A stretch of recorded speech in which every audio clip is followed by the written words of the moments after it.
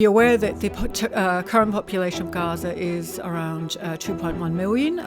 Basically, around 90% of all the population are displaced.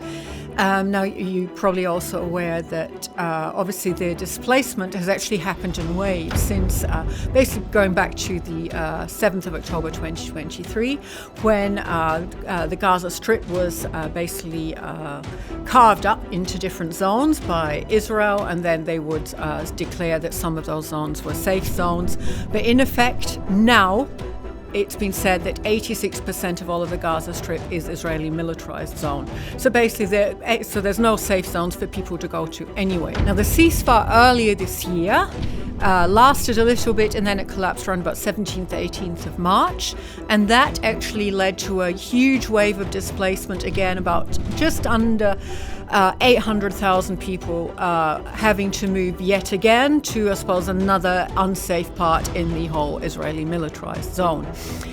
Now, the other thing you need to bear in mind is that when people move, it doesn't necessarily mean that there's actually somewhere for them to actually live.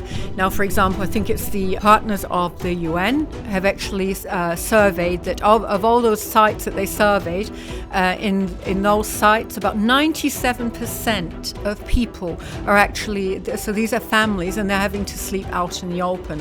So because of the total siege that is under place happening in Gaza, no materials are coming in, or have been coming in for people to actually have shelter, to be able to build new tents. So basically, there's nowhere for people to go. What about the mass destruction? So I'll just read out some stats from OCHA from back in August 2025.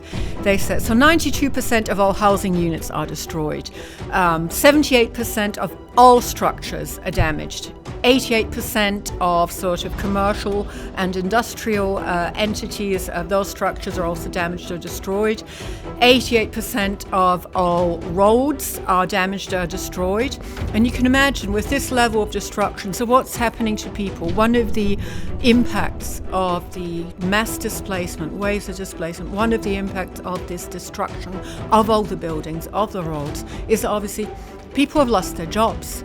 So before the 7th of October 2023, I think it was around 46%, the youth unemployment now stands at more or less 100%.